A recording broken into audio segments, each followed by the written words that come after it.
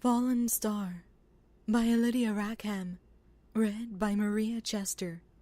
For this and other recordings like this, visit wonderfulworldofstories.wordpress.com or subscribe to my YouTube channel, Wonderful World of Stories. Chapter 4. Be careful about touching him, Eric warned. He says he's a guard. He may have defense reflexes. What the heck are defense reflexes? Darcy asked sleepily, coming around the corner of the counter with a steaming cup of coffee. She was dressed in her usual jeans, t-shirt, and jacket, but her hair looked mussed, and her glasses sat low on her nose. A soldier will sometimes lash out if someone shakes his shoulder or prods him when he's asleep, Eric explained, facing Fenris and putting his hands in his pockets. Especially if he is sick or hurt. I might lash out too if somebody shook me when I was hurt, Jane muttered, then stepped around the coffee table and sat on the edge of the couch near Fenris' hip, gazing at his still face. Nobody wants to be woken up like that. Especially him, I bet, Darcy added. He's cranky. Makes me miss Thor. Jane swallowed, her jaw tightening as she glanced down. What are you going to do then? Eric asked. Jane didn't feel like she needed to answer. Eric seemed to be afraid of the Asgardian, but she wasn't. She couldn't be. Not when she needed him to tell her more. Jane reached out with her right hand and rested it on the piece of armor on Fenris' forearm. Gently, she ran her thumb back and forth on the back of his cold hand. Fenris? Can you wake up? Fenris, she said quietly. He didn't stir. She scooted a bit closer, then rested her fingers on his forehead. He didn't feel overly warm. That was good. Fenris? She repeated. It's morning. Can you hear me?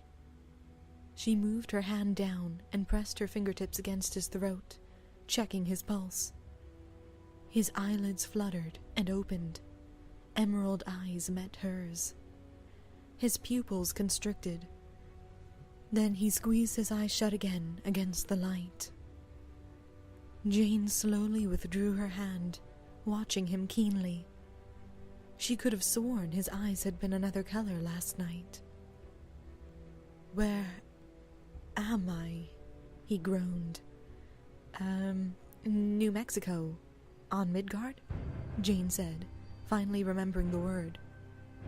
Oh, yes, Fenris grunted, turning his head to his left. Lost it. Are you feeling any better today? She asked. Fit to spear a boar, he said through his teeth. He finally opened his eyes again. I feel foul. In fact, I might be sick if I had anything in my stomach to retch. Jane glanced worriedly at Eric before turning back to Fenris. Are you sure you don't want a hospital? She asked. And what would they do to me, eh? Fenris shot back. Nothing I can't do if I'm simply left alone for a day or two. You mean you have, super healing powers? Darcy asked, stepping closer. Compared to my frame, you're made of paper, Fenris said, closing his eyes again. Yes, madam, I will heal, if you let me be. All right, so what do you need? Jane wondered. I need you to go away, he said. Jane's mouth fell open as a stinging sensation ran through her. Next time, she wouldn't bother to wake him so gently. She'd probably kick him. Afterward, Lady Jane, Fenris added, his eyes closed. I promise to tell you everything you are just dying to know. All right? She stared at him, off balance. She looked at Eric and Darcy, but neither of them could summon any words. So Jane got up, went to the computer, and grabbed her a cup of coffee, then strode to the door. She pushed it open and stepped out. The warm morning wind caught her hair and clothes. She bit back tears as her feet crunched on the gravel. Then she stopped, standing in the full sun. Jane shut her eyes, letting the warmth bathe her, her hand clenched on the handle of the cup. "Thor," she whispered, her lip trembling. She tried to say more, just in case he was somehow listening. But her thoughts went hollow, and she could only stand there as the voiceless wind swept around her.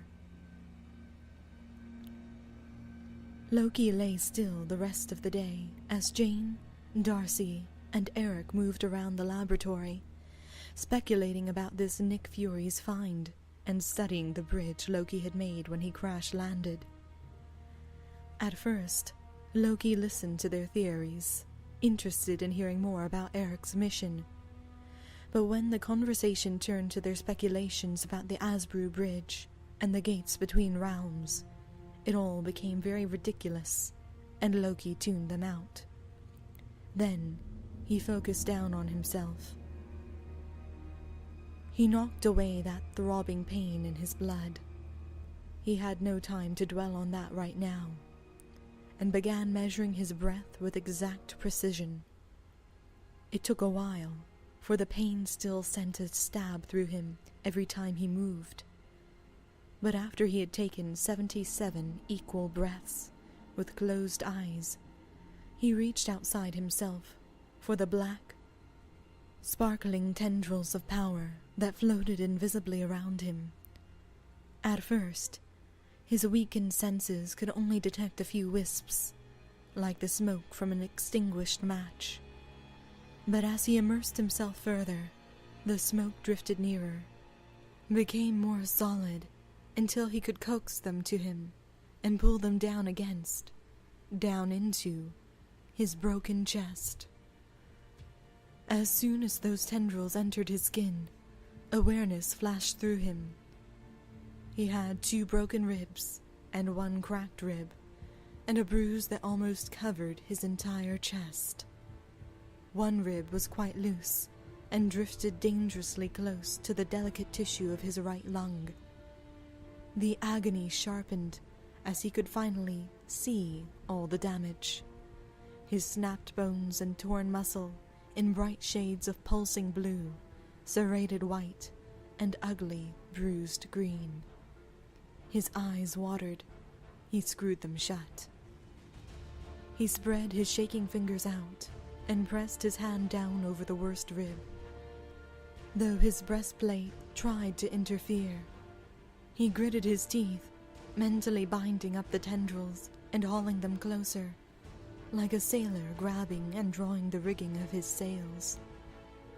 Then, when Loki had laid out his plans and blocked out all the voices of those in the lab, he took 3 short, preparatory breaths and set to work weaving the minute strands of magic back and forth, gradually pulling that 1 rib back into place and securing it. He was weak. The bone break was jagged, and it hurt like mad. Cold sweat broke out on his forehead, and he had to force himself not to bite his cheek, or he would bloody himself. He knew he did not have time to mend this entirely before Eric left tonight to see the discovery. But at least Loki could keep his own rib from impaling him when he followed.